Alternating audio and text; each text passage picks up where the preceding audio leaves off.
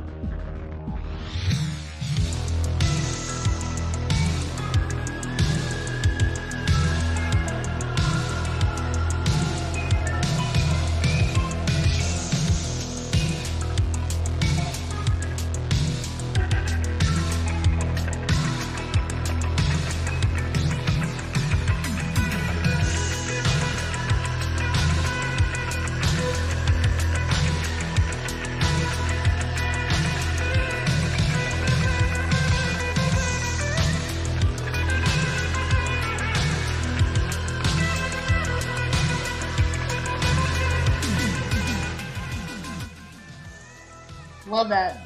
I think that might be our new theme song for Mondays. Mondays, yeah. That's a really awesome song. Welcome everybody to Hellbent Holler Live. My name is Jesse. This is Joe, as you can see from down below. We are so happy to be with you guys here on this Monday. The weather is a lot better than it's been the past couple weeks, so it's been a good day. I hope you guys are having a great week so far, and we're really excited to come on and have a little chat with you guys and see what is up. The chat is already full of people.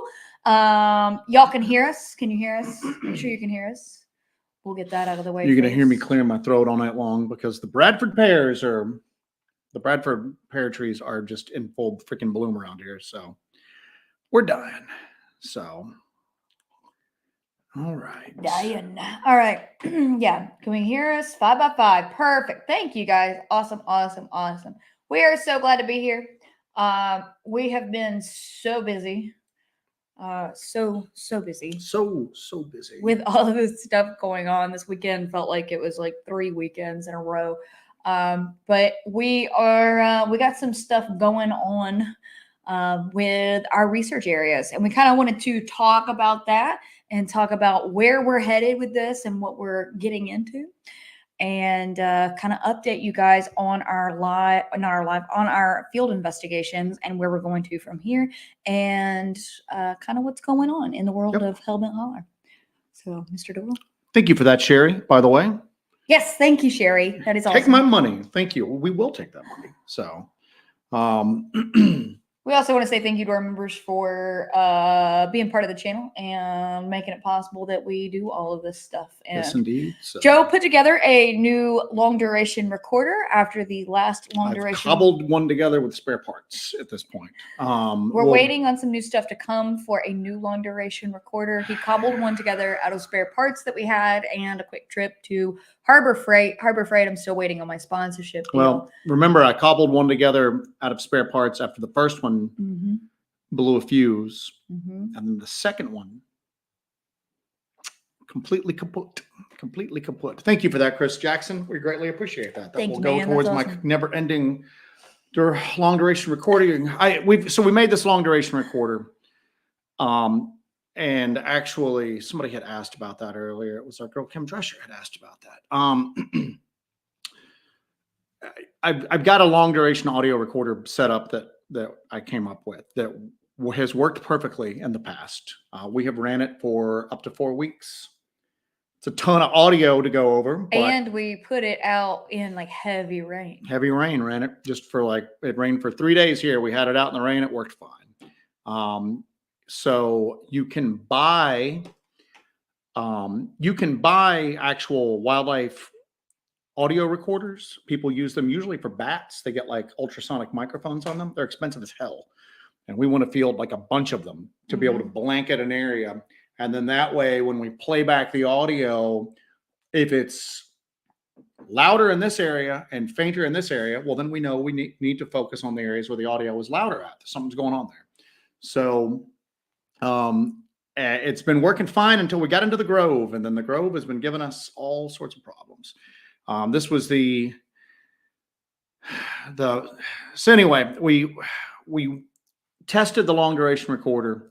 Worked fine at home, worked fine in the vehicle. We hiked it in. I went to set it up, didn't work. We blew a fuse somewhere, even though there was no power going through it, somewhere between the vehicle and then hiking it in to set it up. So that was a wasted evening. You know what I'm saying? Yeah.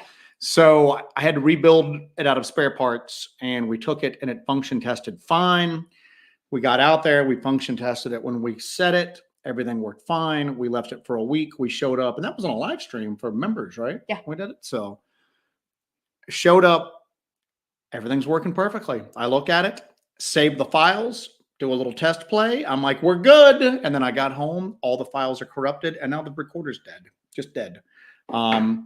So we're back to the drawing board on that. The concept is sound, and it works fine everywhere other than The Grove. the Grove. Now, what's interesting about that is in the beginning, So. God said, "Let there be light." There's light, but there's no sound, There's obviously. no So sound. yeah. In the beginning, with our investigation into the Grove, we really didn't have a lot of electronic phenomena. No, we didn't. And now we're having it freaking left and right. Now it seems like it's building, and it's getting very frustrating at the same time.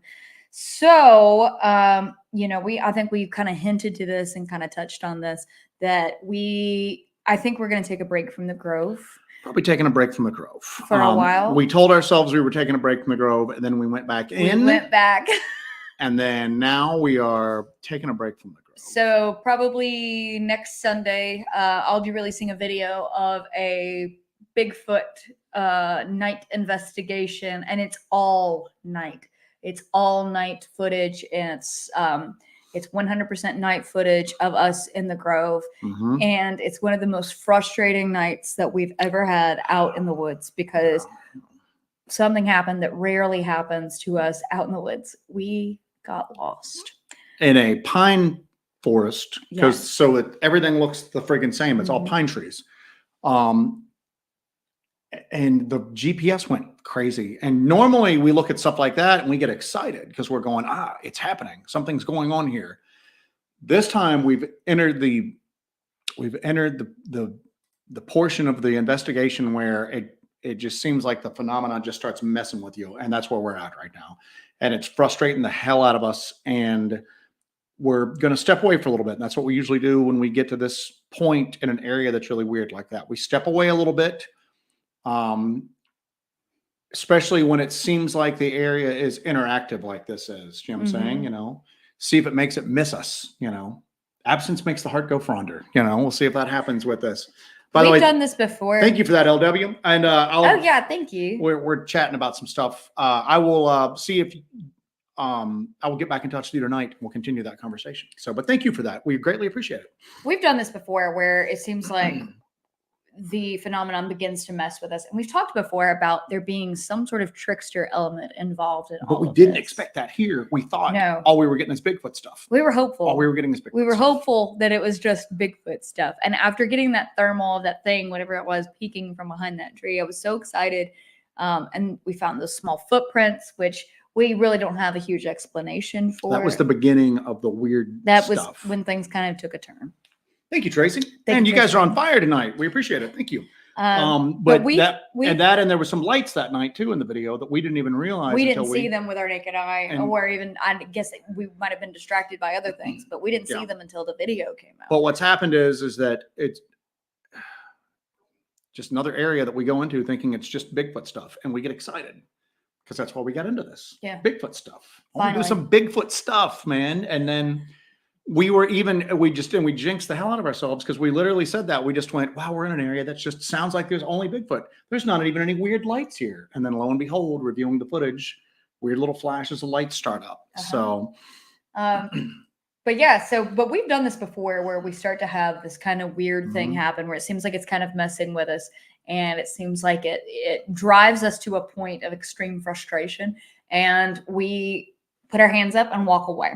So we've done this before. We did this in North Georgia, and we did this in, if you guys recall, that area with the cemetery where I did the Estes session, you heard all the crazy sounds.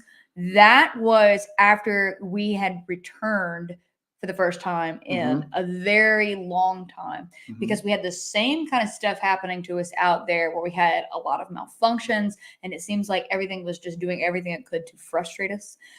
So we let that place lie for a very long time, and us going back to check out that cemetery and do that Estes session and check out those old homestead sites, that was us returning to that area. So it seems like if we walk away, just walk away. Did you just drop a Road Warrior reference? Awesome. All right. It seems like if we just walk away for a little bit and then we kind of come back, we're a little fresher when it's interactive like that, because I'm always of the mind that whatever these things are, they want attention to a certain degree. Okay. Yeah. It wants you to look at it. And it wants to be interactive, and it doesn't. It's always like bad because I mean no ill. I mean nothing ill to anyone when I say this, but it's like being in an abusive relationship. You know what I'm saying? You know, it starts off great. You're all happy. Then it starts messing with you. And then the moment you're getting ready to walk out the door, it comes home with flowers and a box of chocolates. You know what I'm saying? Oh, don't leave. Here, look how cool and fun this is. And then you get back into it. And then it's just still. And right now we're at that point where we're not going to fall for the flowers and the box of chocolates. We're going to walk away for a little bit from that area and then return when it least expects it. Yeah. So, yeah. Spectator Bob has an interesting thing here. He says, be very careful. I suspect higher powers direct us unknowingly and cause us to get lost by their will, a most wicked will. Just a thought. Just a thought. Well, I think we are trying to not be so manipulated by what happens. And we normally, if something starts getting wonky and haywire and crazy like this, a lot of people will be like, this is it. And they'll double down. You have to have some discernment when you're doing this. You have to be able to look beyond the surface of what's going on. And it took us a while to reach that point where you see lights and you want to run after them. Well, sometimes we're like, all right, we're not going to go after these. Maybe go beyond the what and into the why. Into the why. And then see what's going on beneath the surface to it. And I think that's what we're doing here with this spot. This spot got really active from the get-go on us after we didn't expect it. Yeah. It evolved pretty quickly. It evolved into equipment stuff going wrong. And it's just moving. You're moving too fast on us, Grove. We're coming back to it, but I need to figure some stuff out. We need to figure out what a couple of weeks ago what that military presence was. Yeah. So and that might just be just exercises using that area. We don't know, but we don't really want to get involved in that. Yeah. So maybe us finding out more about that. We got to do some digging on the back end. Some digging on the back end because we don't want to get involved in anything like that. So a couple quick things here. Nutslap had said Jessie got lost. That's big news. Yeah, she got completely turned around. Completely. Marcus, thank you for that, buddy. Saying a lot tonight. Doing a lot of filler words. Does your compass spin in circles? We carry a Garmin 64 ST. That's our main GPS unit. And then Jessie has a backup personal locator beacon / GPS unit. And then we both carry GPS watches that are running and tracking us. And then we have a compass. Somebody had mentioned, Henry had mentioned, always bring a compass. Yeah, we each carry a compass as backup. What happened is our main GPS, the one that's easiest to navigate with, has a directional arrow on it that shows you the direction you're going. And sometimes if you're not sure if it's pointing in the right direction, just move 10 or so feet and it will then orient in the right direction. That was not what was happening to us. The arrow was just constantly moving around and couldn't figure out really what direction we were heading into. And it would start up a track for us, and then the track would shift. Like it was just going, oh, you didn't go northeast, you went northeast, and it would just shift over a little bit. It was very frustrating. We've never really seen that happen before. And it's a little not major, because again, that the Grove's not a huge area. I mean, if nothing else, pick a direction, start walking. You're going to hit, you ain't gonna starve in there or anything like that. But it's just, it was frustrating, and it felt, we keep getting that feeling that we're getting messed with in there. It's having fun at our expense in there at this point. Yeah. And I think that our time is too precious right now to be fighting with whatever this is. I think that we need to clear our heads a little bit. Well, we don't want to be a victim, and we don't want to be toyed with. We don't want to be toyed with, and we don't want to fall for a worm on a hook. We don't want to be, we're not puppets, basically. You know what I'm saying? So, and that's part of it too. And we've done this in other areas, but we've walked away. One of the things you learn with this is to trust your gut, trust your intuition.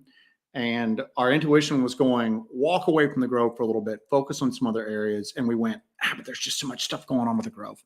And we go back, and then, so we're stepping away for a minute. We're stepping away from it. Yeah. Jesse's got this night investigation coming out. You've got some member stuff just from like some random, because we've been going out there and hitting it like quite frequently. We've been out there a lot. We were out there a lot over the weekend. Got back this morning. I headed into the day job, but there's a lot going on out there, and we're gonna revisit it. But I got to get some ducks on the row first before we get back out there.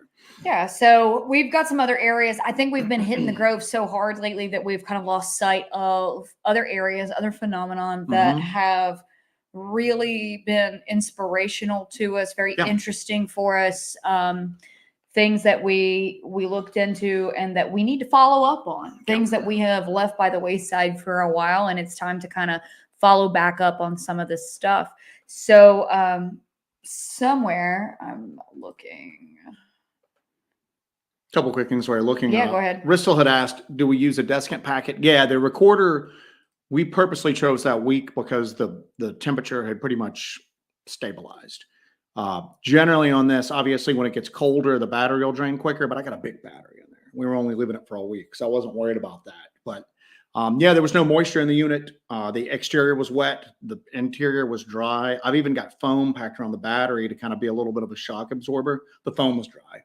But we've got like a big industrial desiccant packet in there as well to soak up any moisture, and it was fine. So, So Danny Mitchell's asking, any non-member video stuff coming up? Yes. So the night investigation we did, I'll release that for everybody. But there's going to be a couple of videos of Grove expeditions that are going to be members only that I'm also releasing. But I will be releasing a night investigation from the Grove.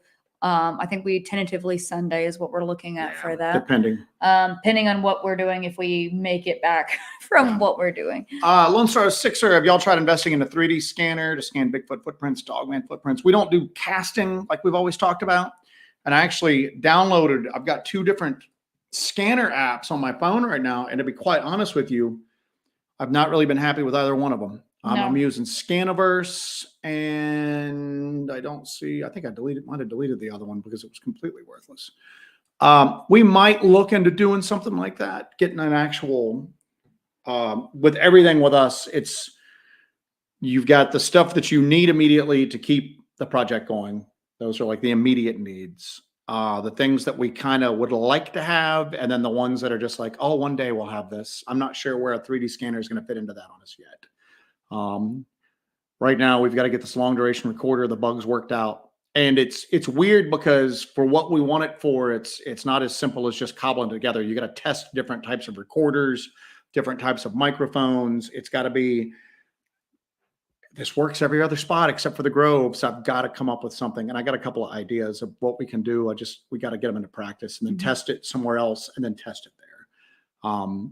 Again, scientific method. You want to try to, if it works everywhere else and you've tested it multiple other places, but it keeps failing within one particular area. What is that thing? There's something in that area causing the failure. So But we're looking at that. And then we've mentioned before, we're down a thermal imager. We're rough on our stuff, man, out in the rain. That's okay. We're going to keep forging forward. So a couple people were asking, so back to North Georgia. So we are going to go back to North Georgia. Yeah. If you guys remember, we've done work in North Georgia for 4 years now. And we've gotten some really amazing stuff out of there. We've gotten insane audio. We've gotten insane light phenomenon. We've gotten evidence of occult activity going on, and we've let that lie for a long time. So we are going to return to North Georgia. Excuse me. Are you okay? Yeah, I said, I'm dying with this pollen. So we are going to return to North Georgia. We've got another area that we've gone to before we're going to hit. We're thinking about going back and doing some dark corner stuff. And also, I'd like to return to Brown Mountain Lights. Yeah. It's weird because, again, you trust your gut and you follow where the universe kind of takes you to, and when it's kind of a fine line. We're not talking about letting the greater phenomenon manipulate us, but we also try to pay attention to what the universe is telling us. Trust your gut. And it's weird because right as we were kind of getting this feeling of walking away from the Grove, we have all these people contacting us about North Georgia, talking about North Georgia. And then a friend of ours, the guy that we referred to as Death Wish, got chased out of North Georgia the other night. And it was just weird because when he contacted me, shot me a message, and he's going, I just had the craziest experience.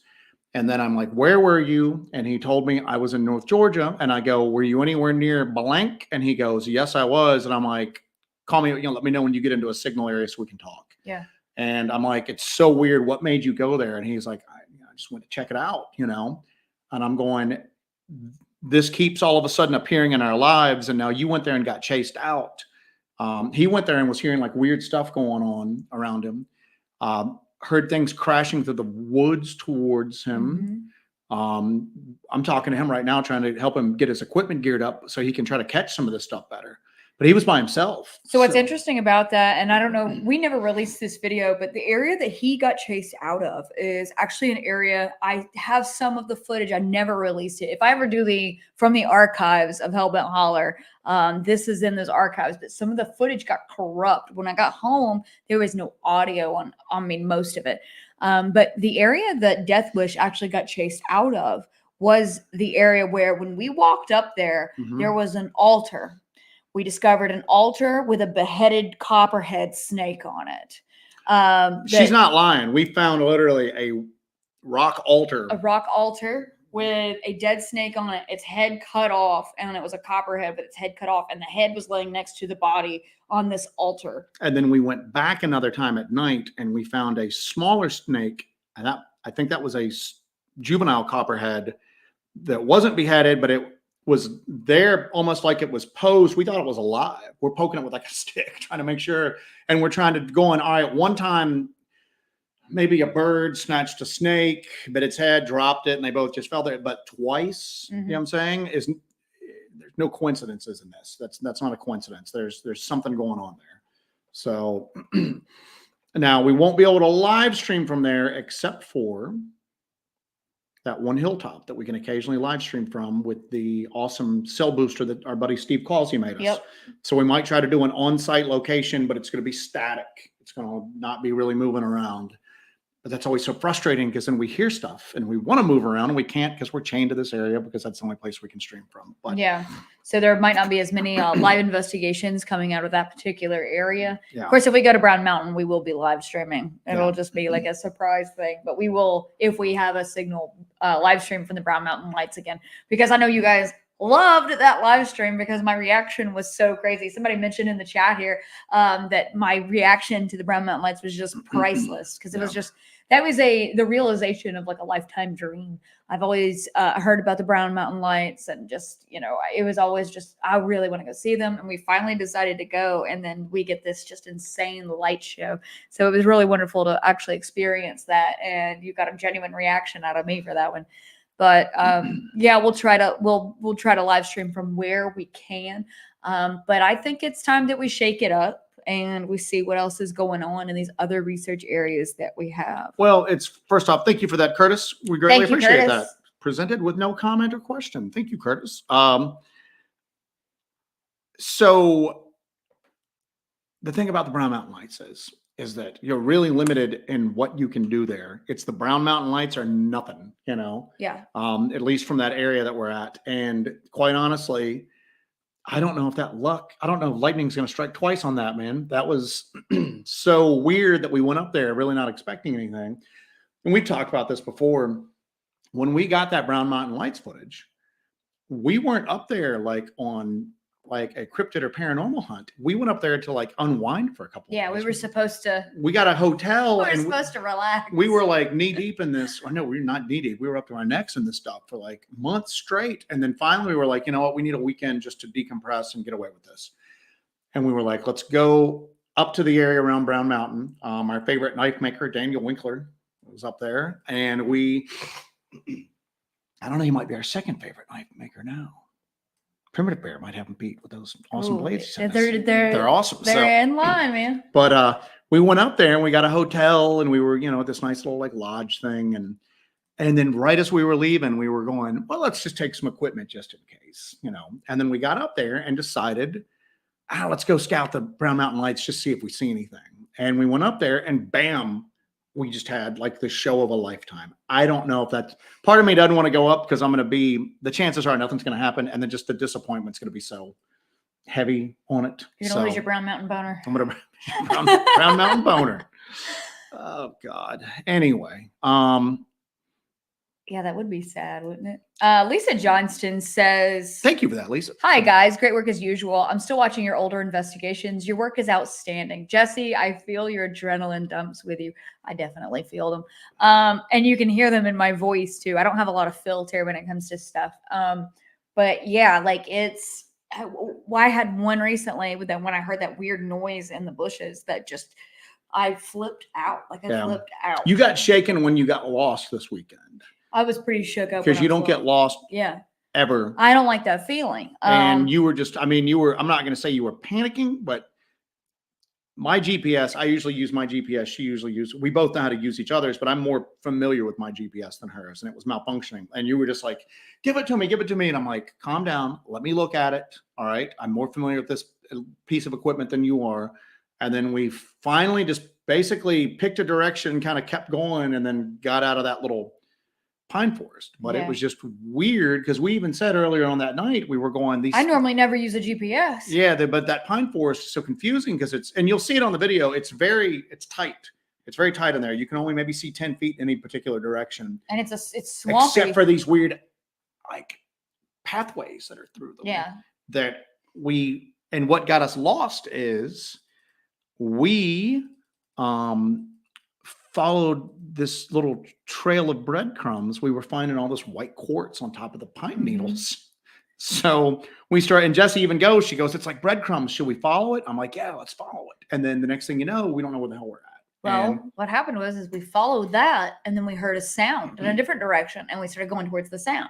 At that point, we lost the thread of where we were. We lost our orientation. We lost everything because I'm looking down at just these rocks and I'm so fascinated by these pieces of quartz sitting on top of the ground and I'm following them. And this is so uncharacteristic. This is so wrong for us to do. We never do this. That's why it's so weird and it's got me a little weirded out. And I think we need to kind of separate ourselves from the group for a bit.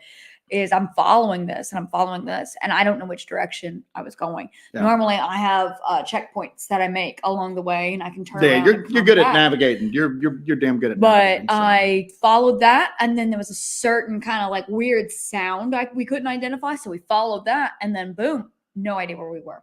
No clue where we were. So so that's another reason why we're stepping back from that. Yeah. A couple quick things here. Lisa also joined the memberships. Thank you, Lisa. We appreciate that. The members are really keeping this stuff going at this point. So, and it's weird because we had hit that point where we were like, we've done all we can do. We need to like grow this, and it's growing. It's frustrating now, but it's because we're we're batting up against the edge of what we can actually do, if that makes sense. You know what I'm saying? We're really pushing. We're at the point now where we're pushing the envelope. I'm frustrated with the Grove. I'm frustrated with this audio recorder thing, but that just means we're going to work it out and then get back in.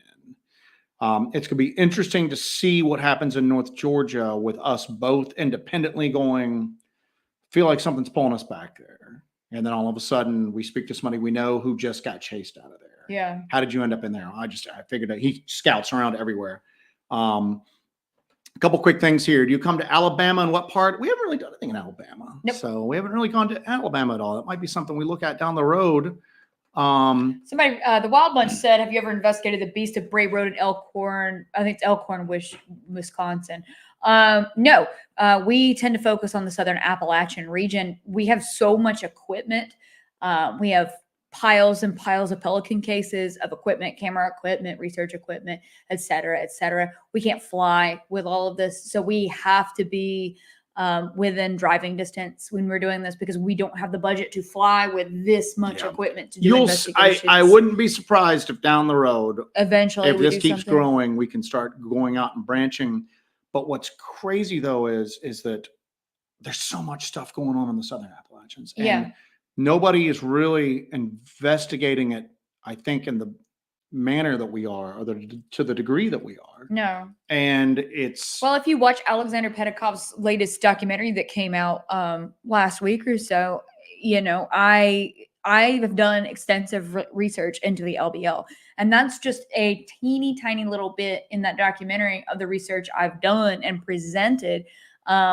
And I've never heard any of the stuff that I was talking about, looking at aerial maps. A lot of this is like a novel approach, and we take it very seriously, and we go very in depth with what we're doing.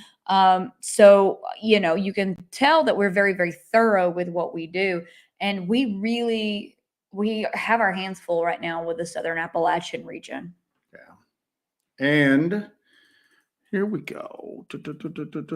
Oh, there was a question that I had missed from Chad Staten. Chad, thank you for that first off. That's why I wanted to make sure I got your question. I was wondering if it was possible to mix the different thermal colors to see what that would pick up more than the single colors do. Actually, we've moved to, Jesse's been running the thermal mostly since we've got one that we usually use stationary, and then we had two that we would use on the move. We had a FLIR and an AGM. Well, the FLIR is kaput. It's laying here next to me on the floor because I've been trying to mess with it to get it to work, and it's just done. So Jesse's been mostly doing the thermal work, and she's been doing like fusion palettes and experimenting with some of the other palettes. Black Hot gives pretty good detail as far as the edges of what you're seeing. Red Hot is real quick to pick stuff out on. You can really at a just glance see that heat, but it's just a blob no matter what sort of thermal sensor you're using, and we got a pretty good thermal sensor. The fusion palettes, which are like those rainbow palettes like you're talking about, have been given really good detail, and it's really easy to pick up on stuff. So we've been using some of those. So I think that as you see more thermal footage from us, you're going to see it more outside of that regular black and white with red blobs type stuff. You're going to see you can get more detail when you use that fusion palette. And you would think, I think somebody was complaining on the internet. Can you believe it? Oh, we've been to, let's do a quick little side thing here real quick, because we were in the woods like up until like this morning. So when we got out, we posted a thing going, hey, we're going to be answering comments. We got a bunch of messages. We'll be catching up. Jesse usually handles most of the YouTube comments. So I was like helping out, trying to like answer a bunch of them. I banned like the shit out of a bunch of people today. It was just crazy. I mean, like literally, I just out of like a ton of them. The amount of just, you know how like there's that meme, the guy that walks up to a girl in a bar and she's wearing like a band shirt, and he like just, very like hostilely demands, name 3 songs. That's all I'm seeing on these comments, man. I look at this little girl in the woods, So I was just kind of just going through and just going block. I'm not dealing with this, block.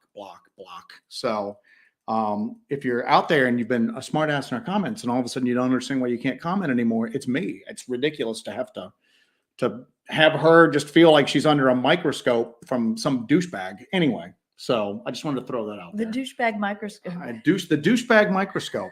So you've thrown me off the rails with what the heck I was talking about. It's okay. Anyway, we were talking about thermal, different palettes. Oh, yeah. So somebody was complaining about, I just don't know why people don't use the red hot function. and that's it. Then Because we can all see. it gives you is a blob of red. And You you can't get a tell blob what it of red. is. You don't really have a you lose a lot of detail with that because it really just focuses on the hottest part. You end up seeing a bird and thinking it's a Bigfoot with a Yeah. juvenile Bigfoot next to it. Yeah, that's exactly what And happened. that's what happened to us. Until So, we yeah. walked up, we're like, "Oh my god, what is this?" And then you walk up, and then it flew away. It was a little bird in a bush, and Yeah. because you and it Luckily, we're not like, "Oh my god," yeah, and but then just like take it at face value. we were like, "Oh my god, we've got to run towards this." And as we ran towards what I mean, I'm telling you, have you ever released that footage? No, it was. You ought to see it. It was forced. It's crazy. It was like a forced perspective. It's crazy. Thing. It looked like two things, heads and shoulders, one big, one small, poking out from behind bushes at us. And we're like standing there just flipping out. We had a friend of ours with us who had a witness in that area who was showing us around, and he's looking at it on the thermal, and all three of us are just like, "Oh my god, this looks like a large bipedal creature and a small bipedal creature looking at us from the woods." And then when we got up on it and it flew out, we were like, it was a bird the whole time. It's just the way the leaves went on it. But that's the danger of using red hot. It tells you something's there, but then you just don't have the detail. Clarity of it. You don't have the it's not a very accurate image. I started using the AGM Fusion palette, and that's that multicolor palette, and you get a lot more it's a more dynamic image, so you can really see what's going on. And so I've been using that a lot lately, and I'm very happy with it, even though this footage that I put in this latest video that we put out is a red hot image. You only get that tiny little dot of it coming out when you can tell, if you look really close, the actual shape of the thing is different, that it's a lot bigger than what you see popping out as red. Because if I point that thermal at Joe right now, you're just going to have red around these eyes here, because that's the part of the face that's emitting the most heat. So you're not even going to have red here. Just sorry, I'm just doing that to annoy you now. Use my pointer stick here, but you're just gonna have like heat emitting here and like around the eyes. So you're just gonna have little blobs here and here. That doesn't give you the whole picture of the body of Joe, you know. So it's just gonna focus on those hot points. So I've been using that Fusion palette a lot lately. Dead in Yardhound asked, is the blue stripe ever gonna come back? It might. It I might. don't know. You never know. Rhonda Williams, welcome to Help and Holler membership. Hey, thank you for that, Rhonda. So welcome to the game. Yeah. I'm pretty happy with the way membership's been going. Yeah. I think we have been really delivering our end of the bargain, if I don't mind saying so myself. You know what I'm saying? Especially that calendar you're going to be putting out. Hey man, you know. Now people are going to be going, is there a calendar really coming out? We ought to. Simon asked, don't you leave trail cams anywhere? No, really. We did use trail cams for the werewolf experiments in the LBL, and that was a grand failure. Because lots of weather moved in. We got nothing on those trail cams, even though we baited them with stuff. We got little glimpses of something, but it's completely inconclusive. We did put some trail cams up in North Georgia, and I never released this footage. This is like 4 years ago, but it was snowing, and it was we were up in North Georgia, and we found this area that was kind of like this overlooked cave kind of thing.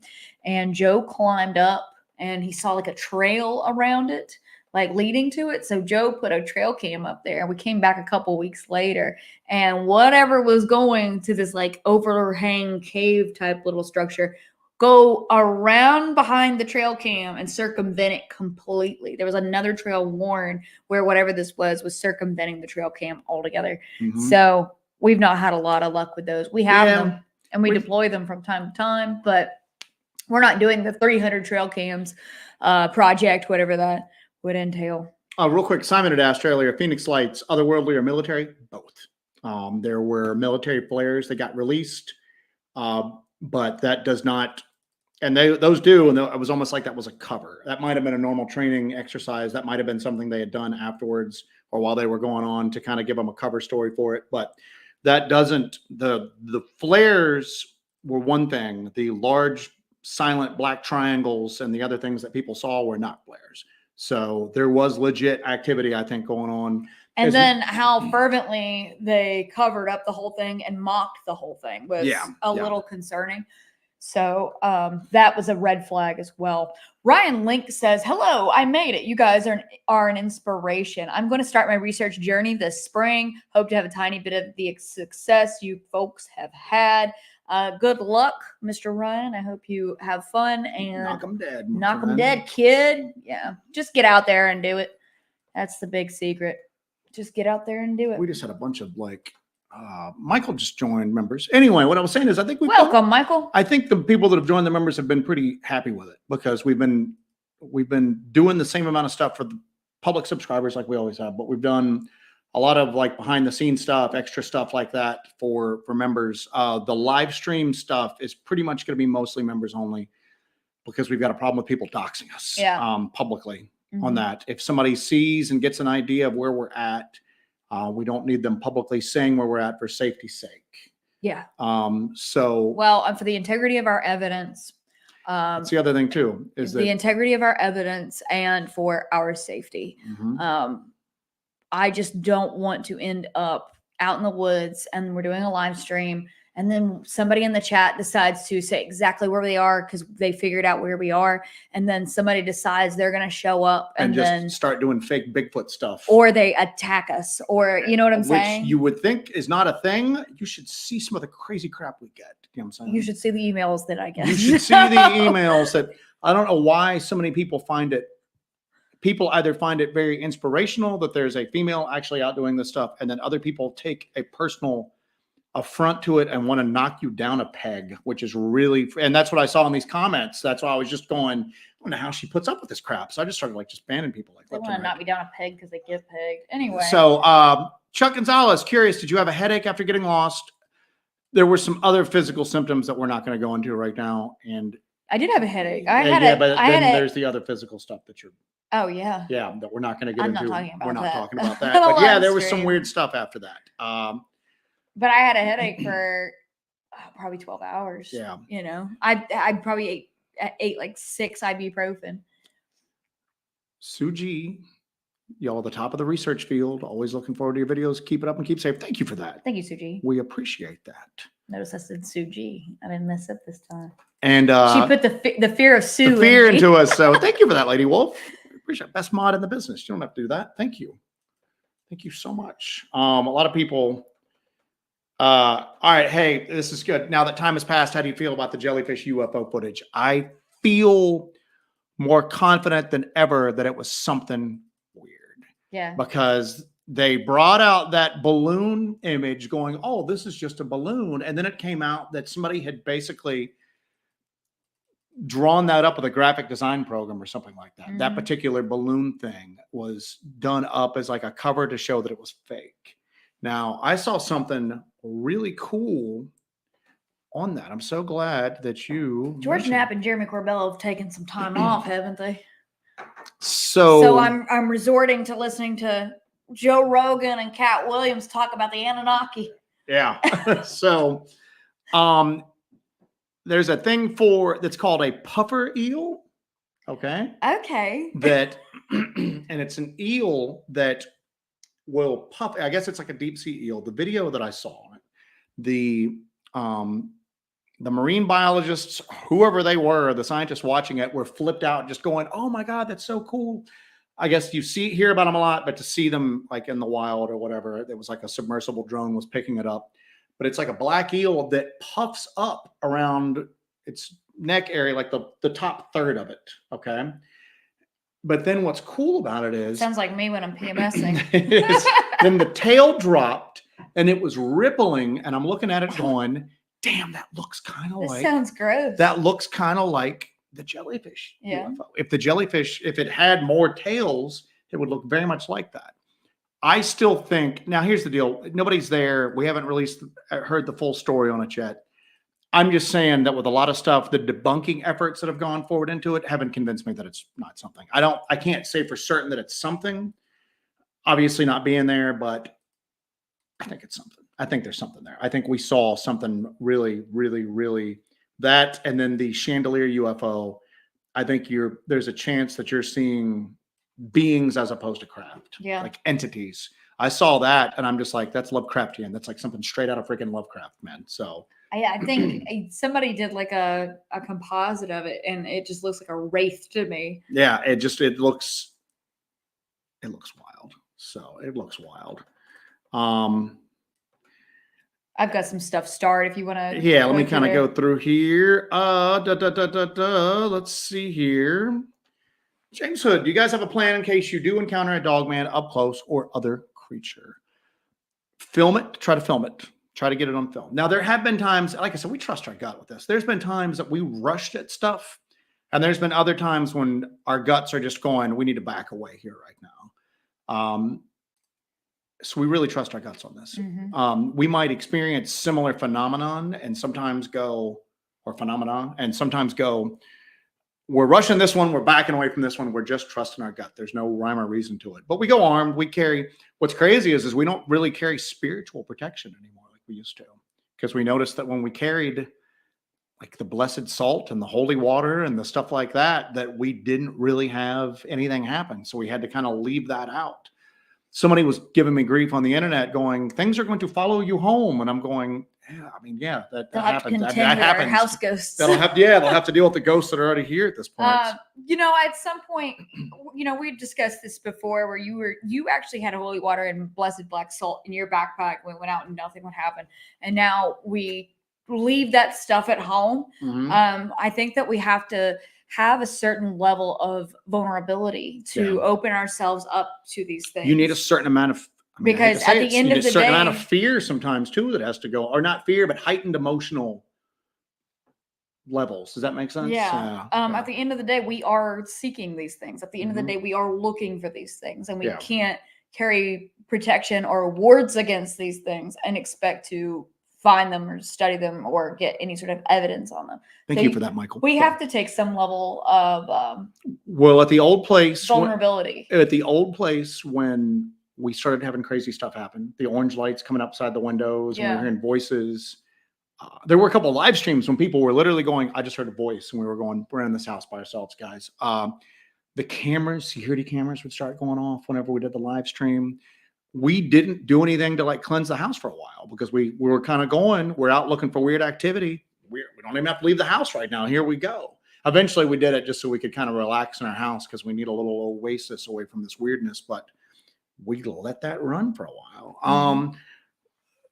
39 Sean Man, when you all find footprints, do you take photos with a common object for scale? We carry a tape measure with us.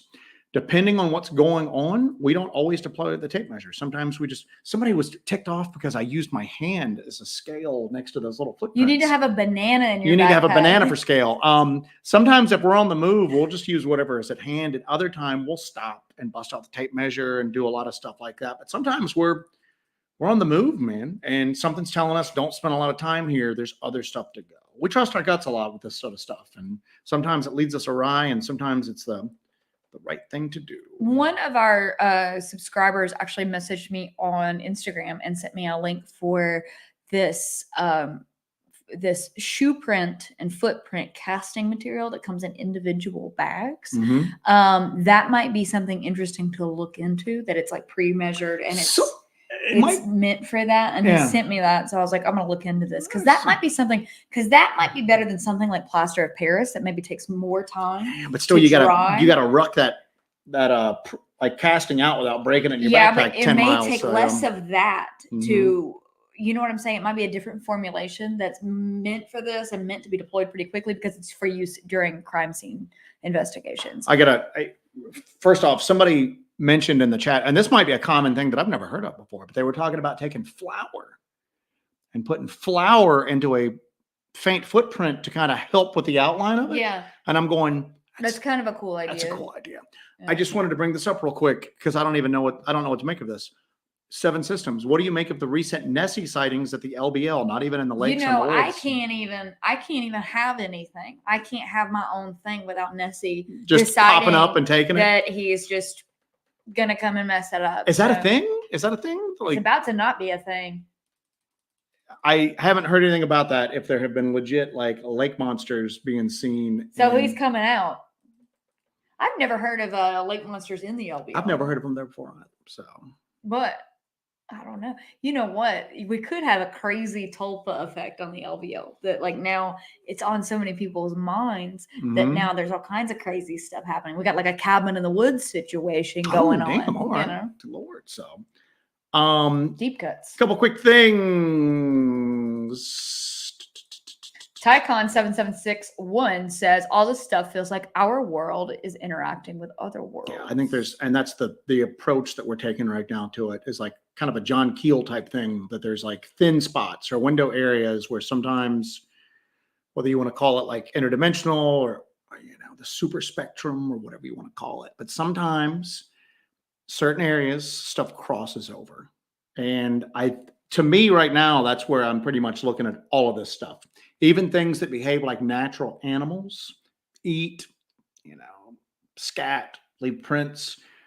They might be natural animals, but they just ain't from here. They're natural from wherever they come from. They might be like freaking raccoons wherever they come from, extremely common, and they just like crossed over at that point. So what's kind of interesting. So I had to do some admission stuff at a local college. I'm going to start taking some courses at a college near here, and I had to go do some admission stuff today. And the woman I was talking to, I told her about my channel, and she we're talking for a while, and then she just goes, "This might be weird. Do you think that Bigfoot comes through a portal and comes into our world?" And I was like, all right, now I've got like admissions people at colleges who are having weird stuff like that. So these conversations instead of, oh, that's silly, you go and you look for Bigfoot. Well, no, it's, do you think? And I'm like, this is not a person that's into Bigfoot, but they're having these conversations. That means these conversations about the possibility that our worlds are intermingling with other worlds, and that portals could be an opening for Bigfoot or Dogman or whatever that is to come through and enter our world, that the veil is thin enough that that's happening, or that could be happening, that normal people are talking about that. I think that that's awesome, Well, so here's the deal, is that this whole thing of, it's weird because it's almost like Bigfoot and portals is almost like the poster child for goofy Bigfoot woo stuff to people who aren't into that sort of stuff. You know what I'm saying? For just the flat out, it's a flesh and blood ape. I mean, the Bigfoot portal thing is kind of like the first thing they kind of hold up for ridicule's sake. And what's weird is that when you start getting into like real hard science with like many worlds, multiple dimensions, the fact that, wormholes, anything like that, it's weird because Michio Kaku, the scientist this week, did an interview with Russ Coulthard, the UAP Australian journalist guy. And he's talking about how all of these really, they may not be household names to the average like American, but like in the physics world, they're like rock stars, are starting to really get involved with interdimensional UAP studies, because he goes, we're going where the data goes. And that now that some of this, especially military sensor technology, has gotten so advanced and varied, that they're seeing legit data come out that hasn't been released publicly, showing that there's something to the fact that these things might be coming from other dimensions. And if that's the case, maybe it goes beyond balls of light. Maybe it's legitimately physical creatures are coming from other dimensions briefly into our dimension and then leaving. But these people that are always just giggling, going, oh, well, scientifically, that's impossible. Maybe according to your high school level science class that you took 30 years ago, you know what I'm saying? It's impossible. To the best and brightest minds in the world, they're looking at it going, there's something to this, guys, And again, I keep saying, I think these UAPs, the UFO stuff, is going to be the gateway drug for the scientific community to start looking at that. And then they're going to go, holy crap, these lights and craft in the sky that everybody's mocked for decades, there's something there. Well, what about this other stuff that people have mocked for decades? What about the things that are on the ground? And at that point, they're playing catch up. Yeah, they're playing catch up at that point. So, but anyway, according to our buddy Martin Groves, please hit that like button. Hit the love button. Screw the like button. The love Hit that love button. Yeah. So hit the love button. I don't want to hit like the love button. Yeah, man. Hit the love button. What's up, Barton? So we were waxing poetic. I'm way behind in the chat now at this point. Oh, something that I did want to bring up real quick, that the love button. Our boy Gottsock had said, Small Town Monsters you were in was great.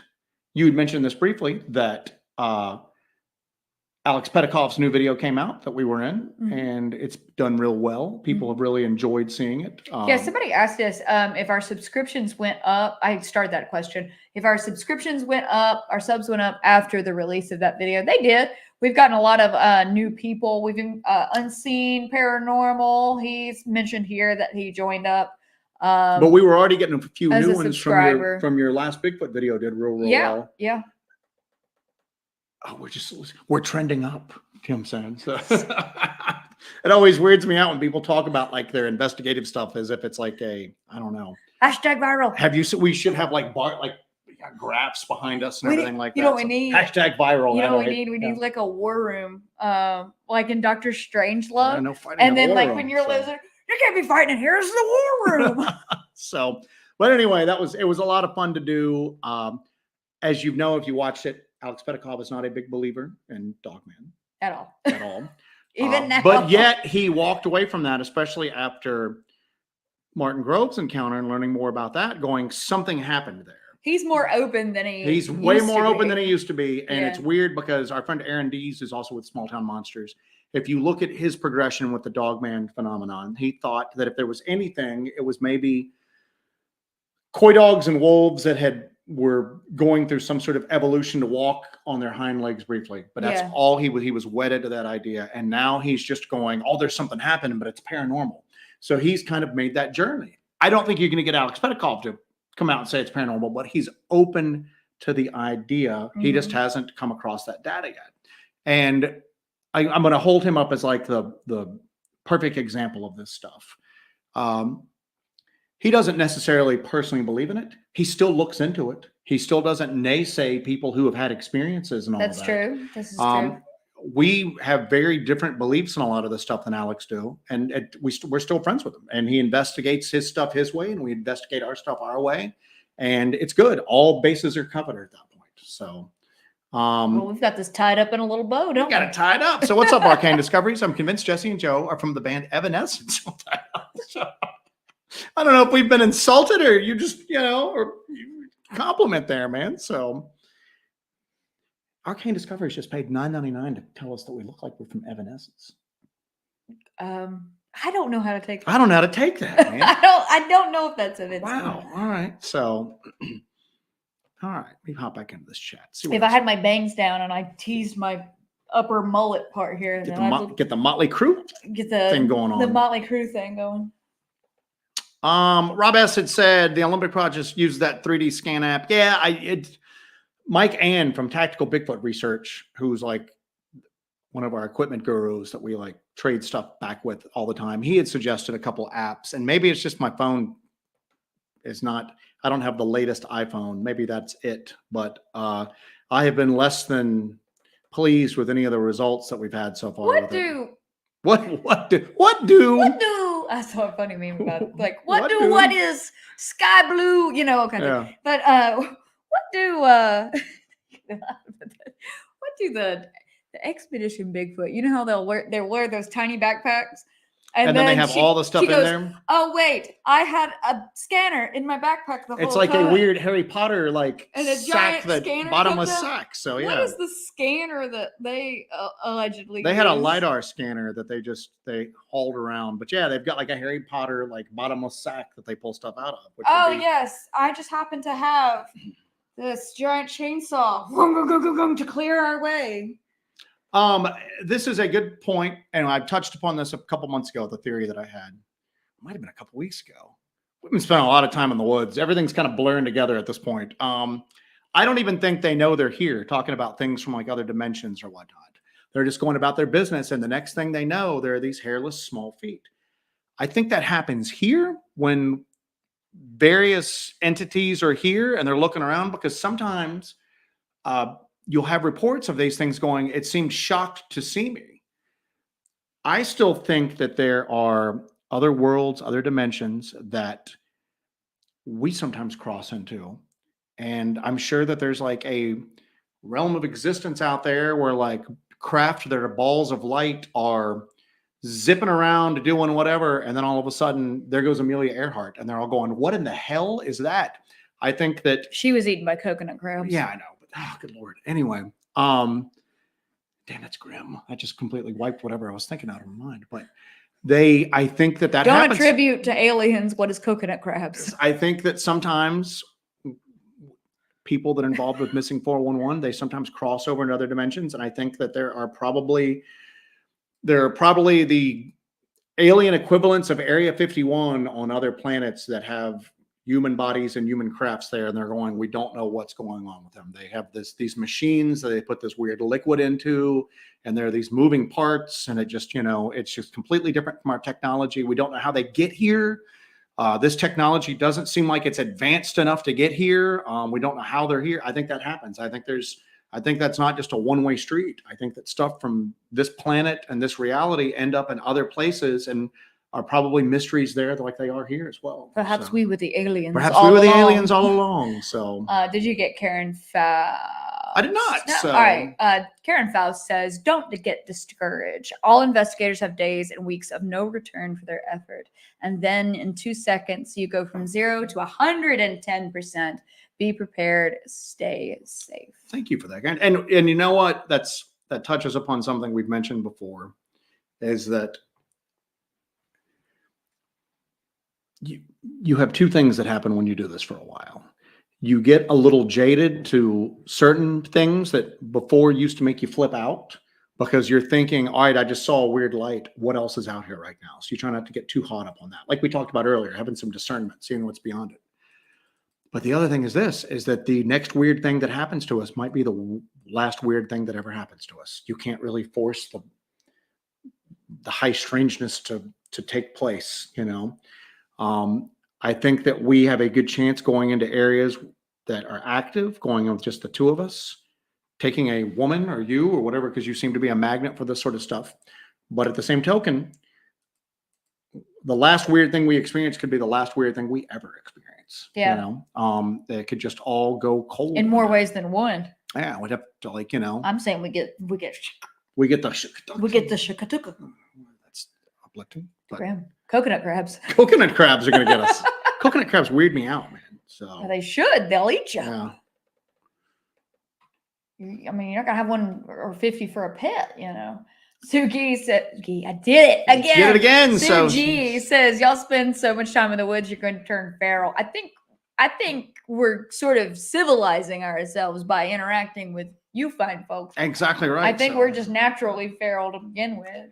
Marcus Aurelius just said, my social standing in my community even went up after your small town mantra. Glad some of our respectability has rubbed off on you there, Marcus. Stephen Digital has an interesting one. Do you think ghosts need us to communicate? Joe doesn't think ghosts are the spirits of past people sometimes. I think that it's a mixed bag. I'm not going to say never, because I don't think you have enough data for anything to ever say never. That's good. But I'm telling you this right now, is that I don't think it's likely. And I look at that and I go, I have a lot of problems with just different things with the human ghost like theory. Okay. I just see a lot of, it doesn't make sense to me. And especially like children ghosts, like child ghosts and all that. I think that like that stuff that you and Katie were picking up on that night, doing that Esty session thing. That wasn't kids you were messing with, man. And I lowered we found did you release that? Because I never know what you release and what you don't release. Did we stream that? No, we never released that. We never released that. All right. So they were doing near this haunted house. I'm going to say that's haunted by something, not ghosts. They were doing an Esty session where they blindfold each other and we did a Halloween live stream from there. So, but that was after we did all this other stuff. They were asking questions and they were getting supposedly like a little boy interacting with them. And it was weird. And it was talking about how he was underground behind this house. Well, we found this opening in the ground back there that looked like it led into like a root cellar that had been covered up. Mm-hmm. And I put a recorder down there. We got like the sound of children laughing on it. Like I let it run all night long and picked up the next day. It was really faint. It was very weird. And you know what? Maybe there'd been kids running through that wood, that creepy barbed wire and old well-filled woods playing. Like kids do. But yeah, like kids do. But they, I just look at that and I go, those weren't kids communicating with us. I think that was something that wanted to portray itself as a kid that I don't know. I don't take a lot of this stuff at face value anymore at all. I got one. Rhonda Williams says, if I had to be a member anywhere, I'm glad to be We here. appreciate Followed that. up by Linda Dale, Thank you just for became that. a YouTube member. Thank you very much, Linda. That is really cool of you. All right. So I noticed that the green on that matches the green of the background. Did you people even notice we changed the lights? That other light was starting to look pink to me. yeah. I changed the lights to green because I did Wide Open Research with Dr. Russ Jones, and I changed the lights to green for that. But I left them because I like them. I think it's a nice contrast with everything else. But yeah, that Wide Open Research thing, it's on the Untold Radio Network. That's coming out. That should be out this week. And what's funny is I think that on Thursday. Russ Jones is like very much just Bigfoot, flesh and blood. He was cool. I got an email. But him Jesse my graphic warned stuff. them ahead of time and just went, have you seen any of my stuff? Do you kind of know what you're getting into? And they were like, oh yeah, we're very much looking forward to talking to you. But I like how you had that disclaimer. You remember I did that one podcast where before I went on, they played a disclaimer. Like right before I went on, they were like, he goes, hang on, I've got to play a disclaimer. And I was like, what? And then he plays a disclaimer and I was like, oh, you're going to need that You're now. going to need the disclaimer now. So You're going to need that now. Thank you, Sam Burton. Thank you, Sam. Thank you, Sam. Sam, we're going to be headed your way. You know where. Yeah, we're gonna team up with Sam Burton. We're going to be teaming up with Sam Burton to go do some stuff. And you might see some other familiar faces. With Julie us. Bug says cocaine coconut crabs. Clack, clack, clack. Sam, I think that very interactive, let's just call them spirits for just the label we're going to put on them like that. I don't think those are dead people. What would cause a dead, and I know all the things of like, oh, they're so emotionally bound to a spot or something traumatic happened to them. I could see maybe what do they call them? Unintelligent hauntings, when it's just basically like past events repeating themselves. Yeah, it's like a tape. That's a played. Residual haunting. That I could see happening. I could see an energy basically being it's an energy imprinted imprint, or just something to do with time and where you're seeing something like those areas where people come across like Roman legionnaires like setting up camp or something like that, and then they're just gone. Or they're in a building and somebody's walking around and just the floor is up to their waist. That I see. I could see that being, but again, I don't think that's spirits. I think that's like energy that's just repeating itself, or again, time or reality is just blurring a little bit right there, and maybe you've got a little window to the past and you're kind of seeing something that happened there. But like human spirits, that your soul trapped in a place and it's interacting with people and talking to people, I just don't think that's the case. I think that some of these entities masquerading because they want attention. These things want attention. A lot of these things, I think a lot of these entities, these energies, these like beings were like worshipped once upon a time. And I think they feed off that attention. Rob S. definitely agrees with you. And as we've evolved, as like socially evolved, and we don't have like, every little neighborhood has like an altar to several little gods up anymore. And it's as that like kind of animism has gone away, where you don't really worship like spirits and, nature spirits and like, stuff like that. I think that those things have evolved and now they're trying to get attention by being ghosts and stuff like that. Yeah. And that's where my intuition leads me. Dead and Yard Hunt's making me hungry here. Red Lobster coconut crab plate with cheddar biscuits. Yes.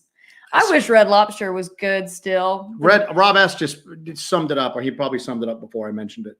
Yeah, he mentioned it. I had put that up. Yes. Ghosts are historical imprints of trauma. Interactive ghosts are, I wouldn't say demons, but I think like some sort of like entities that are wanting our attention. So.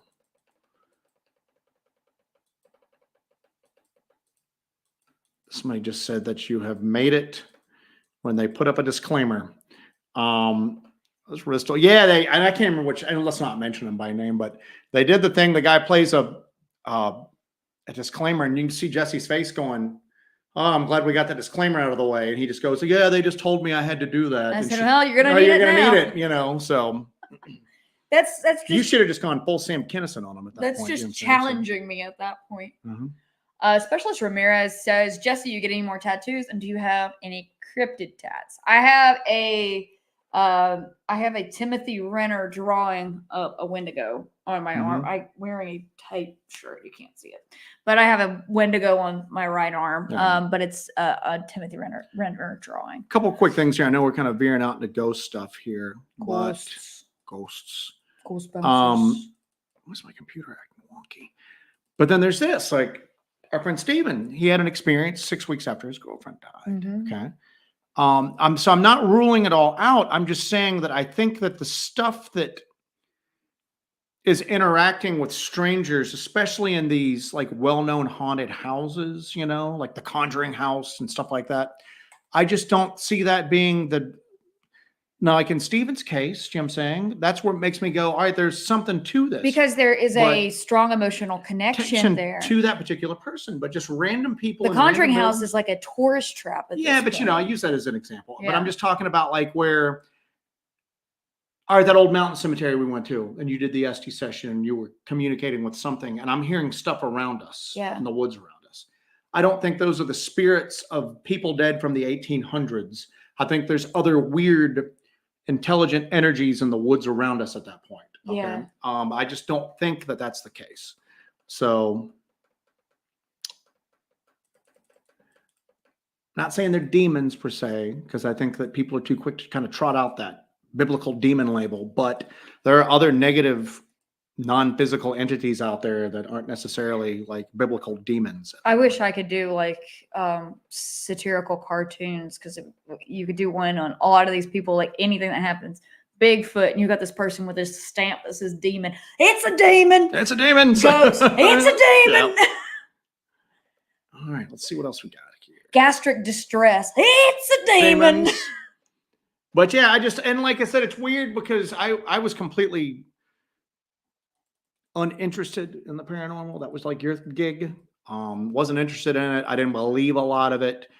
Quite honestly, I had to experience a lot of that stuff firsthand to start going, there's something here. I still don't think it's like spirits, but you start having the weird equipment readings, the weird equipment malfunctions, the non-physical communication and interaction that happens. Okay. And I know that like a lot of people go, oh, the spirit box, it's just picking up voices on the radio. And that does happen sometimes, you know what I'm saying? Other times it does seem like there's some sort of intelligent communication coming through it. Yeah. You know, like I don't believe that every time a family out there busts out a Parker Brothers, you know, Ouija board and starts doing it around. A lot of times it's just little Timmy moving the planchette and just having fun with everybody. But I do think that sometimes you are communicating with something else, you know. Something else is kind of coming through and is using that opportunity to interact with like our physical world, and it normally can't do that. So,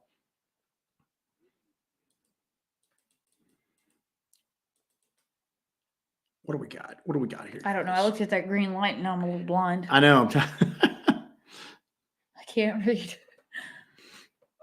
All right. What do we got? Chat's going crazy about ghosts now. We ought to do, though, excuse me, a straight up haunted type thing. Haunted house? You want me to find a haunted location? No, because here's the deal that I won't be able to bust on. We always talk about whenever we're out, we're like, you'd be a Ghostbuster. 10 miles from the car, and Bustin' makes me feel good. And we're carrying all this crap on our back. We always have the running joke of like, damn it, why aren't we like hunting ghosts right now? Well, then you can totally talk crap because then you've done it. You see? And talk even more crap. Yeah, you can talk. You'll open the door for more crap talking. For more crap talking. Sold. Let's do it. So, we should do but we should do like another old mountain cemetery and just do a flat out like ghost thing. You know what I'm saying? So, go on like a new moon when it's completely pitch black. Arcade Discoveries. If you ask my grandfather, which is a Baptist preacher, they're all demon. Just the demon label on everything. All right. So Somebody said we should do Gettysburg. I wouldn't mind doing Gettysburg. I don't know the logistics of that. I'm pretty sure like you can't just go out to Gettysburg and be like, yo, we want to do some ghost hunting. We probably have to do there's probably a lot of red tape involved. Yeah, you probably have to have otherwise some sort of, you'd like, have a lot of but I mean we're gonna hit that point where we can do that stuff. Eventually. Yeah. Eventually we're gonna have like a person. I'm gonna have my people call Gettysburg. Oh, a person. I was like, what are you talking about? Like a person. We'll have a person here that got a like, does guy. that stuff. Yeah, the we'll keep them cat in a does closet it. or do something like that. But we're not booking stuff. The cat's doing it. But I'd want to do a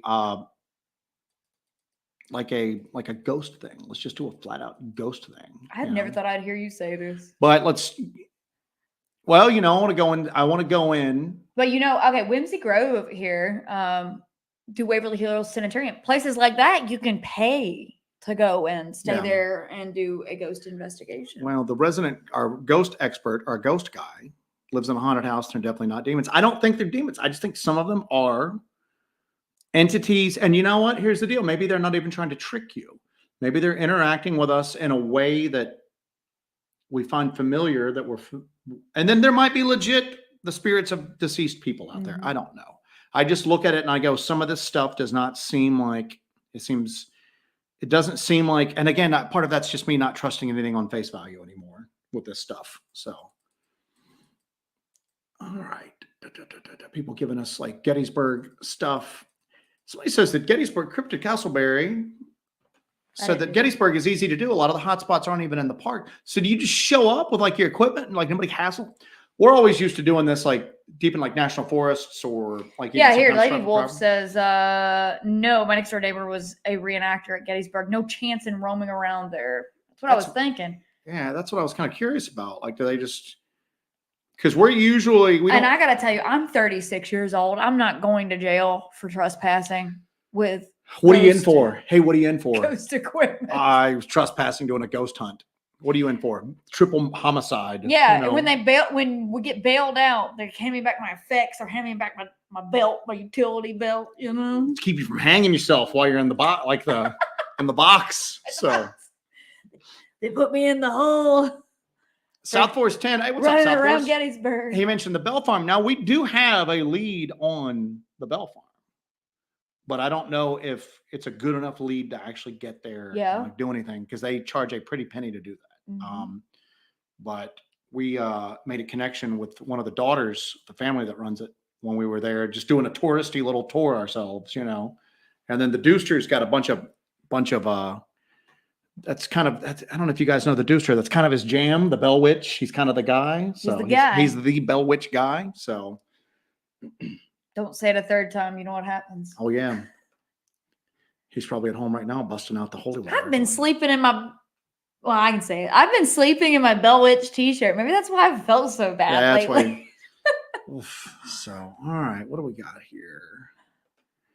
Guys, we're not going to go but too much longer. Crystal says you're still young, Jesse. You'll be fine. Yeah. I'm going to do 8 to 10 for criminal trespass on a federally protected piece of land. Come out an old woman, you know what I'm saying? So you'll come out an old woman. At least I got to investigate Gettysburg. What's up, Ray? So, I say that's the thing. I don't know it's weird because as much as we do this, I don't know the mechanics of something that's more commonly done like that, like going and investigating these like haunted houses. I think for like Waverly Hills, and then a couple of the others, you literally pay to investigate them. I think that's how all these YouTube channels do that.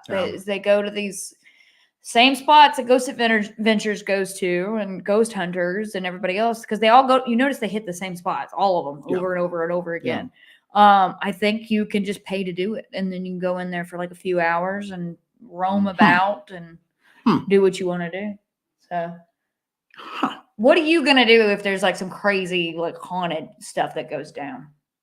We've experienced stuff that could be considered crazy haunted stuff as it is. It just happened in the woods. Lights, disembodied voices. We've seen stuff. We saw something move. My backpack moved at that cemetery when we were on the mountain. It moved. It didn't just fall. It went up and over. It was the craziest freaking thing. And we were both looking right at it.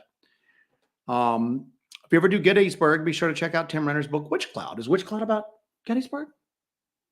I don't know. I've seen the book. We're huge Timothy Renner fans. We're like, and I don't say that lightly, but we're like fans of like I have a Timothy Renner tattoo. She's got a Timothy Renner tattoo. And yet we haven't read Witch Cloud. So there you go. Chuck Dugan, been following your work for a while and liked your LBO footage and experiences. Thank you. Have you thought of the reports of wild people in the East Tennessee Smoky Mountains? Just like we've got the Bell Witch guy here, we've got the feral people in the Smoky Mountains guy here, our friend South Force 10 is Mhm. on the chat right now. Check out his channel. And he has got some great information on some inside information from somebody who's lived in that area and their family's been there for generations. So it's a real phenomenon. There's a couple things that seem to be going on with it. There seem to be legit humans that have like moved away from like, society for multiple generations, and every generation they get a little wilder.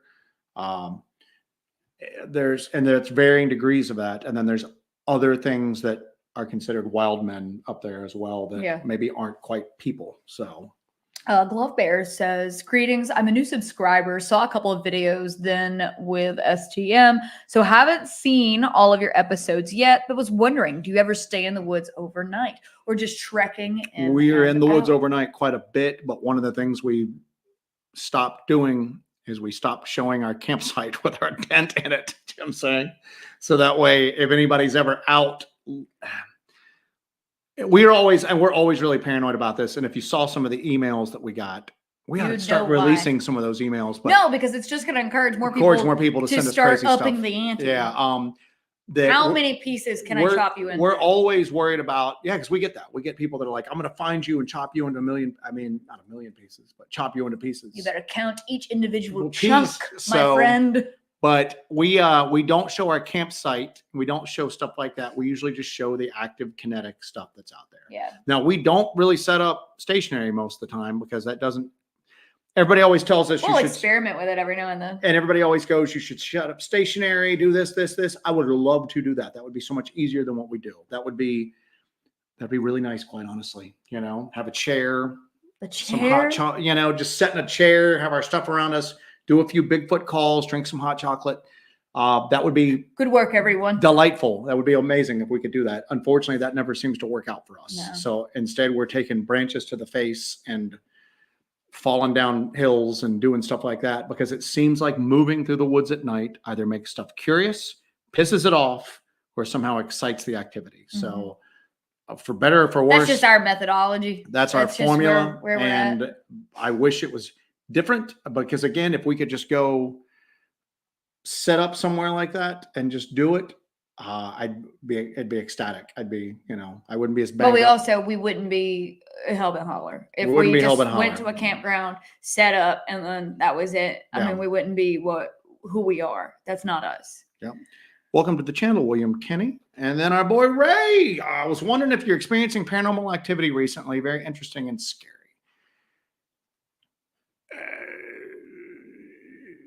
Yes-ish. Yeah. I mean, kind of. It's not normal. The stuff that's happening at the Grove ain't normal, but it seems like it's been worse. I wish I could drop the F-bomb here because it's been a mind F-bomb out there. The way it's evolved, and it's been extremely, it's almost like it leads you in one direction to make you think that other possibilities aren't going to happen. And then it hits you with those possibilities. Yeah. Well, it's so crazy. All we seem to be having is Bigfoot reports and then possible Bigfoot activity out here. No strange lights. Bam, the strange lights. No equipment malfunctions. And then that hits like a ton of bricks. It's in whatever's out there is intelligent. You know what I'm saying? I don't even know if some of the Bigfoot reports we have gotten were the result of really Bigfoot or just whatever's out there showing people what they wanted to see. I don't know. It's a lot bigger and vaster than what we anticipated. And quite honestly, it reminds us a lot of North Georgia. And that's part of the reason why we're going into North Georgia again. Yeah. That kind of, you feel like you're up against something a lot larger than what you originally anticipated, if that makes sense. Yeah. Would you agree? So very weird. All right. We're ready to battle the great evil again. Quinn Montoya, Campground Holler. Campground Holler. So,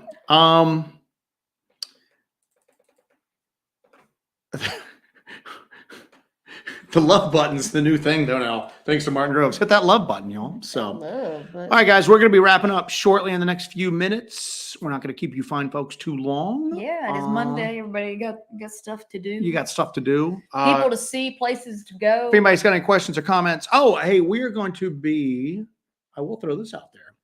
For those of you that have been with us for a while, we used to do a little pre-recorded discussion called Dark Dive, which was topical. And it wasn't a live thing like this that was interactive. It was just the two of us sitting there talking about a particular topic. That was our podcast. That was our podcast.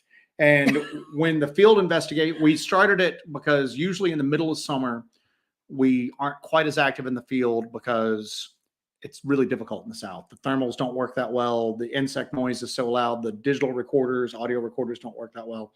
So we started up this podcast that we did, and to kind of like fill in the gaps when we weren't doing as much field stuff. Well, then last year, this past summer, it was so active we just didn't do anything. We were out constantly with it, just dealing with the pitfalls that came along with it.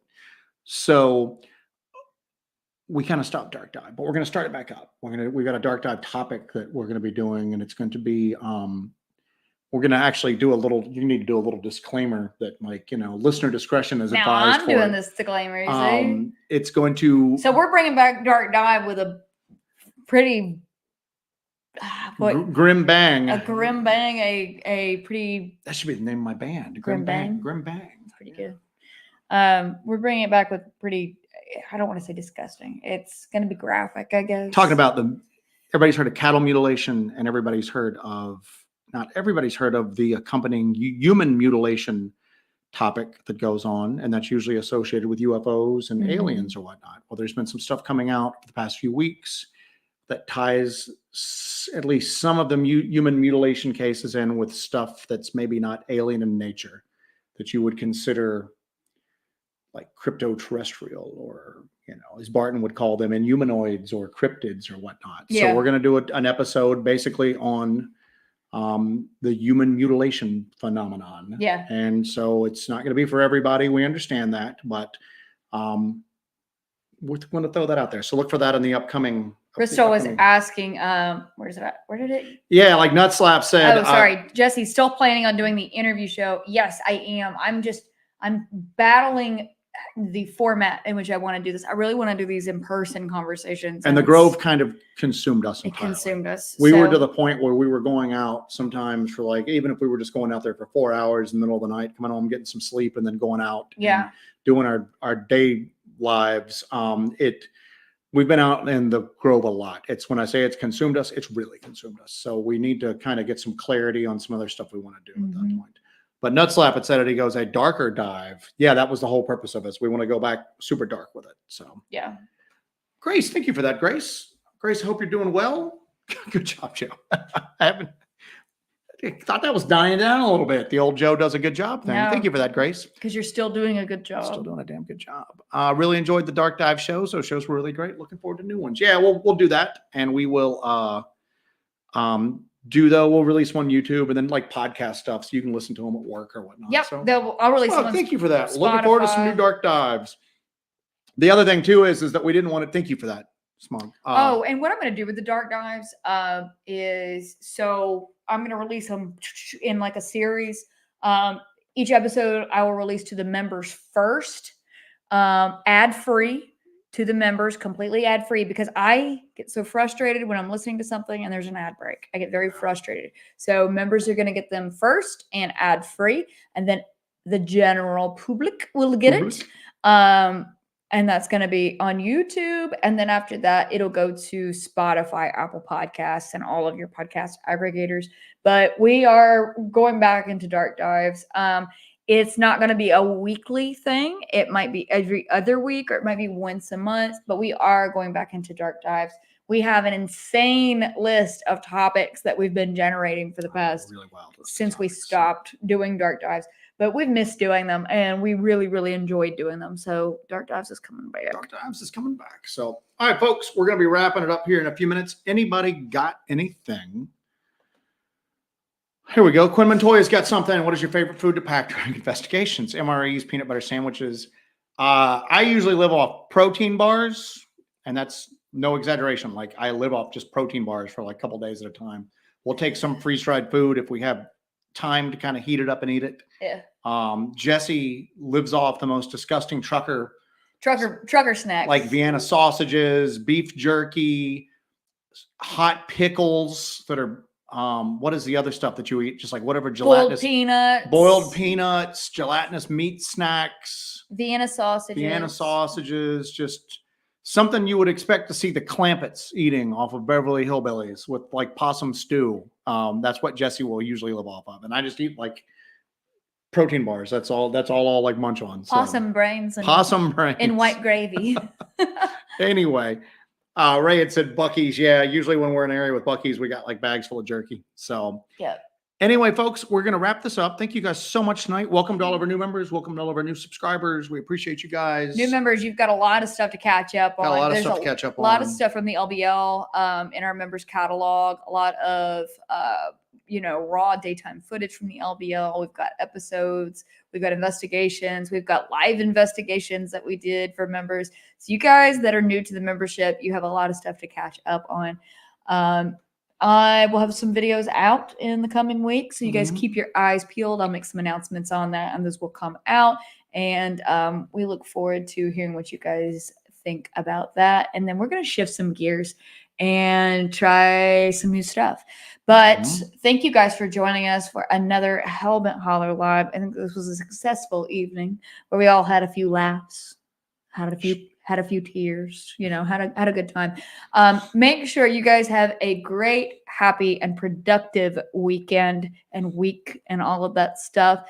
Take care of yourselves and take care of each other. Until next time, my name is Jessie. This is Joe, and this has been